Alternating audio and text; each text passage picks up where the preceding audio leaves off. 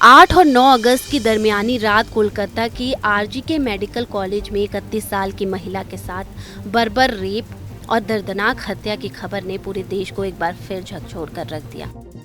एक बार फिर इस केस ने दिल्ली निर्भया केस की याद दिला दी। इस कांड को लेकर पूरे देश के डॉक्टरों में आक्रोश है। जगह जगह डॉक्टर प्रदर्शन पर बैठे हैं और न्याय की मांग कर रहे हैं। एक तरफ देशव्यापी हड़ताल है तो वहीं दूसरी तरफ बंगाल बंद है। इस पर जमकर बयानबाजी भी हो रही है। लोग सड़कों पर भी उतर आए हैं और बयानबाजी तेज हो गई है। इसी बीच खबर ये है कि बंगाल की सीएम ममता बनर्जी इस घटना को लेकर रैली निकालने वाली हैं। ऐसे में सवाल ये है कि बंगाल में सरकार ममता बनर्जी की ही है तो वो किस बात के लिए सड़क पर उतरेंगी। इस मामले पर सियासत जोरों पर है। बीजेपी महिलाओं के खिलाफ अपराध को लेकर ममता बनर्जी के साथ साथ अखिलेश यादव और राहुल गांधी को भी कटघरे में खड़ा कर रही है। बीजेपी नेता सुधांशु त्रिवेदी ने कहा कि बंगाल के साथ यूपी के अयोध्या और कन्नौज में भी ये घटना देखने को मिली। अयोध्या और कन्नौज की घटना पर सपा का चेहरा सामने आया है। जैसा संवेदनशील बयान बंगाल में आया उसी तरह का बयान सपा से देखने को मिला।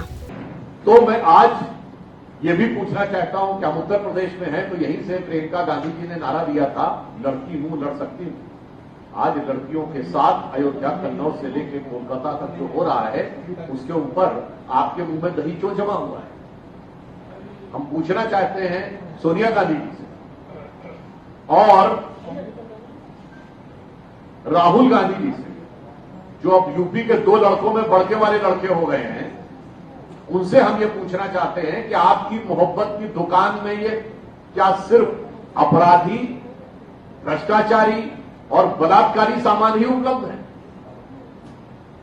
हम पूछना चाहते हैं राहुल गांधी जी से कि यदि बंगाल में आपके सबसे प्रमुख नेता, जो पिछली लोकसभा में नेता प्रतिपक्ष रहे, अधीर रंजन चौधरी जी ने कहा है कि there is no democracy in Bengal, और वो कहते हैं कि ममता बनर्जी पूरी तरीके से तानाशाह हैं और वो अपराधियों का संरक्षण कर रही हैं, उसके बाद आप किस मुंह से उनके साथ गठबंधन कर रहे हैं। ऐसा विचित्र उदाहरण आपको देखने में नहीं मिलेगा कि गठबंधन में रहते हुए दल एक दूसरे के खिलाफ इस प्रकार की भाषा बोलते हो।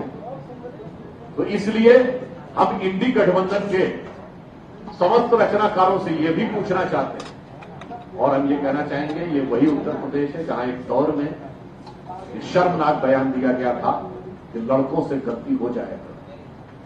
जब से इन 2 लड़कों की ताकत बढ़ी है तब से आपराधिक तत्वों की हिम्मत और हिमाकत भी बहुत तेजी से बढ़ती हुई नजर आ रही है। और इस समय इन 2 लड़कों से गलती नहीं हो रही है, ये अपराधियों को संरक्षण करने का अपराध किया जा रहा है। वहीं अखिलेश यादव ने महिला अपराध जैसे संवेदनशील मुद्दे पर भी बीजेपी पर सियासत करने का आरोप लगाया है। साथ ही उन्होंने कोलकाता में जूनियर डॉक्टर के साथ रेप और हत्या को विभत्स घटना करार दिया है। अब आपको बताते हैं कि ममता बनर्जी रैली क्यों निकाल रही हैं। दरअसल आरजीके मेडिकल कॉलेज में हुई तोड़फोड़ को लेकर ममता बनर्जी ने लेफ्ट और बीजेपी पर बड़ा आरोप लगाया है। उन्होंने हॉस्पिटल में हुए उपद्रव को लेकर कहा कि जहां तक मुझे जानकारी मिली है, मैं छात्रों को दोष नहीं दूंगी। वाम और राम एकत्रित होकर यह कर रहे हैं। घटना बहुत दुर्भाग्यपूर्ण है। हम अभी भी कहते हैं कि दोषी को फांसी होनी चाहिए। ममता बनर्जी के इसी वाम राम वाले बयान को लेकर सोशल मीडिया पर एक घमासान छिड़ गया है। लोग पूछ रहे हैं कि ममता को राम से आखिर इतनी नफरत क्यों है, और इधर ममता दीदी ने राम वाम साजिश के खिलाफ सड़कों पर उतरने का आदेश दे दिया है।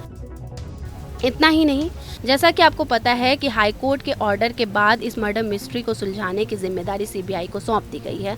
तो अब ममता बनर्जी के पास फ्रंट फुट पर खेलने का पूरा मौका आ गया। यही वजह है कि अब कोलकाता कांड पर सीबीआई से तुरंत जांच की मांग कर रही है। टीएमसी सांसद डेरेक ओब्रॉय के मुताबिक न्याय की मांग को लेकर ममता बनर्जी राज्य में रैली निकाल रही हैं। ममता मांग कर रही हैं कि टीएमसी सरकार को सीबीआई जांच की जानकारी रोजाना दें और 17 अगस्त तक इस केस की पूरी जांच कर लें। डेरेक ओब्रॉयन का कहना है कि कोलकाता पुलिस ने एक आरोपी को गिरफ्तार कर लिया है, लेकिन न्याय तभी होगा जब सीबीआई सभी दोषियों को पकड़ेगी और मामले को फास्ट ट्रैक कोर्ट में भेजेगी। मामला सीबीआई को सौंपने का मतलब ये नहीं है कि इसे दबा दिया जाए। जरूरत इस बात की है कि जल्द से जल्द न्याय हो और दोषियों को कड़ी से कड़ी सजा मिले। इस बर्बरता को अंजाम देने से किसी को भी बख्शा नहीं जाएगा। न्यूज नेशन अब व्हाट्सएप पर खबरों के ताजा अपडेट के लिए न्यूज नेशन के इस QR कोड को स्कैन करें।